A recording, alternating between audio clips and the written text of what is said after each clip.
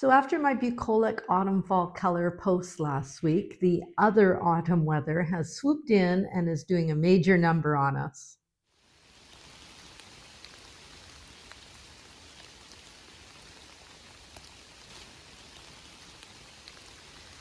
It's been windy and blustery and is really interfering with getting any of my chores done.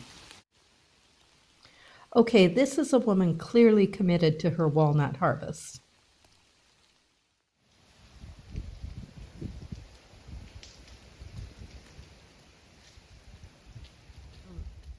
And since I don't feel like getting any wetter or any muddier, I'm going to hunker down inside because hunkering is something I excel at. A lot of different cultures have various stereotypes associated with them, but I feel like the French maybe have the most. Having been married to a French person for many, many years, I've already busted a few of the myths, like, for example, they're not all snappy dressers. Now, though, I find myself in the midst of millions of French people, so this is my big chance to see if any of the other stereotypes hold true. And first of all, it needs saying that everyone's experience is different, things are regional, and I certainly have a leg up by being part of a French family and coming here married to a French citizen. And my experience certainly does not reflect everyone else's. And I would like to hear about other people's experiences because I know there's a lot of stories out there. So let's start with the most common stereotype. Are the French rude? In my experience, absolutely not. In fact, they have very strict manners and rules of etiquette that they adhere to that far exceed what I was accustomed to in North America. Everyone is greeted as monsieur or madame, and it's customary to greet strangers when you're in a shared public space. For example, if you're in a doctor's office, each new person that comes into the waiting room greets everyone else who's there. It's the same thing in a restaurant. When a new patron comes in, they say hello to everyone they pass. Sometimes they even come and shake hands. And when you meet a neighbor outside in the street, you do not just say hello and keep going. You stop, you shake hands, you talk about the weather, you ask after their spouse, you ask about their children, you talk about the garden, and then maybe you can go on your way. The French even have a different way of saying you for people they know formally and people they know casually. So this is not a rude culture. They may not be as boisterous as some North Americans and are a bit more reserved, but I've never been treated with anything but the utmost respect and kind. Well, okay, there's always one exception with me. With one exception, we've never been treated with anything other than kindness and respect and welcoming from anyone we've encountered. So, okay, yes, the one example. Unfortunately, we did get defrauded by a nasty plumber not long after we arrived. And this was someone who took advantage of us being newcomers and not knowing the protocols and system here. And unfortunately, he did cheat us out of a lot of money. But he's made a fatal error in not realizing that as parents of kids with special needs, we've been fighting for decades and we've taken on much stronger, much more powerful foes than this guy, and he's not going to know what hit him. So right now the case is working its way through the legal system. We're not worried about it. I'll keep you posted. But that happened because he was not a nice person. This is not because he was French, not because he was a plumber, just a bad guy. And there are those all over the place. And hopefully there's just more of us than there are of them.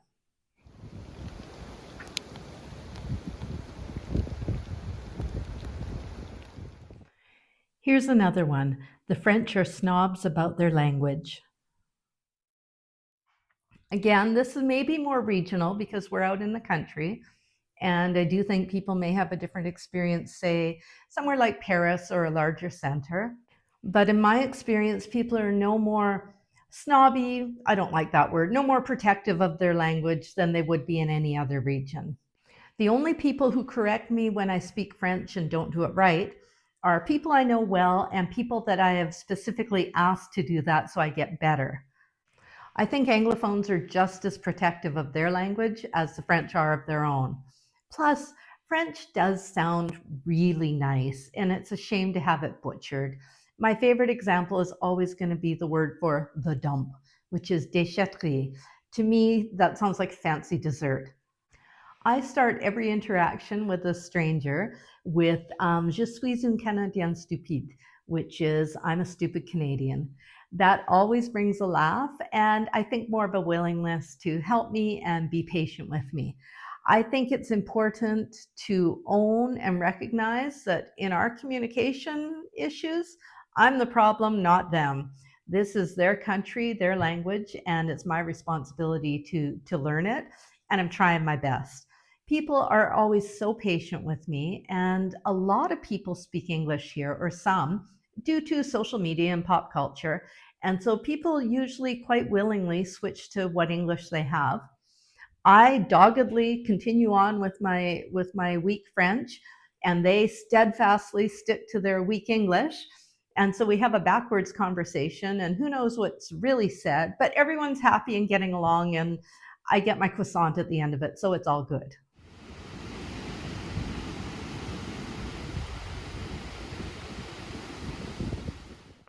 Next up, do they all smoke?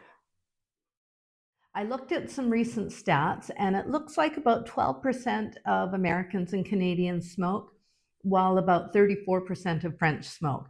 So, yes, more of them smoke than in North America, but we don't seem to notice it, or we're not really affected by it. We haven't found that it impacts us, as the smoking rules and regulations in France are very much like in North America. There's no indoor smoking. I think there's a bit more smoking on patios than there is in North America. But as I said, we don't really notice it. Every city, village, and town has a small bar tabac, and that's where people go to buy their cigarettes. And so you'll always see a cluster of people outside on the porch smoking after they've got their cigarettes. And again, it's no bother to me.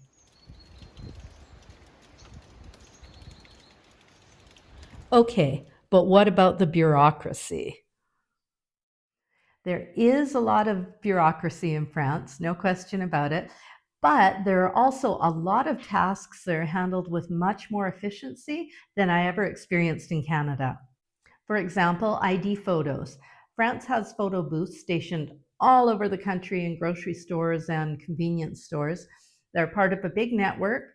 So you go there, you get your ID photo taken, it goes into the database, you're given a ID number, and then when you're applying for your different cards, you just submit that ID number to whichever agency you're going for, your driver's license, healthcare, whatever, and they access the photo from that data bank. So you're not having to go in for appointments for things. So it does save a lot of time on their end and on our end. So I never had to go to an office for a driver's license, healthcare card. I did have to go for my passport because I'm Canadian, and I couldn't use the photo booth because I'm a Canadian, had to go to a photographer for that. But all our health insurance, everything we've needed, we can just use this one photo booth photo over and over and over. So things like that make life a lot easier. It's also true that I have scanned and rescanned and uploaded and re-uploaded copies of my birth certificate and marriage certificate and driver's license and health records and passport, only to have it resent back because I didn't send enough copies, or it wasn't certified recently enough, or they need a different translator, or I've forgotten to include my maternal great grandmother's favorite flavor of ice cream. There's always something. But at the end of it, we always do get everything submitted, and we get something at the end. Again, leaning into my autism parent background, bureaucracy is like a second language to me. I've been filling out forms for 3 decades now, and I know my way around a form. So for me, the forms and paperwork here in France are really no worse than anything I experienced back in Canada. But again, the difference is at the end of it, I actually get something out of it.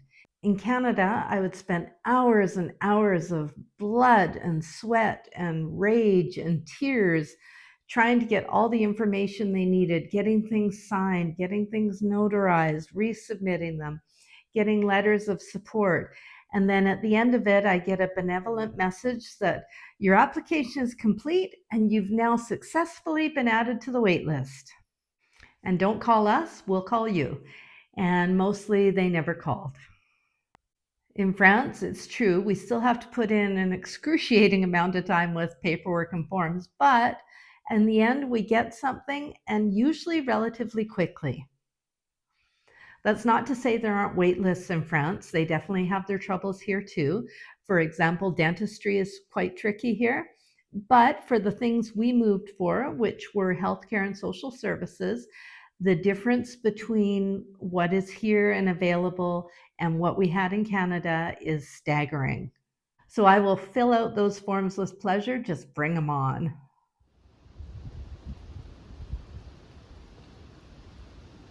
Does everywhere really look like a postcard? Well, not everywhere. Exhibit A would be the upstairs bathroom, but yeah, pretty much.